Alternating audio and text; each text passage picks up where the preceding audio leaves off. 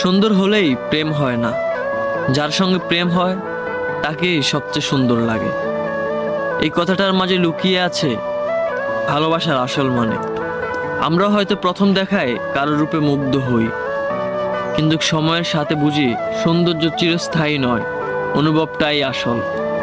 যার চোখে নিজের পৃথিবী খুঁজে পাই, যার পাশে থাকলে মনে শান্তি পাই, সেই মানুষটাই আমাদের কাছে সবচেয়ে সুন্দর হয়ে ওঠে। প্রেম হয়ে ওঠে আত্মার সংযোগ, হৃদয়ের কক্ষপতনে একে অপরের পাশে থাকা ছোটখাটো মুহূর্তগুলো একসাথে উপভোগ করার মাঝেই গড়ে ওঠে এক সুন্দরতম বন্ধন।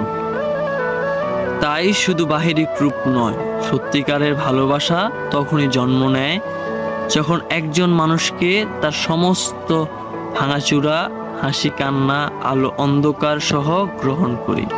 তখনই বুঝি সেই আমার পৃথিবীর সবচেয়ে সুন্দরতম মানুষ।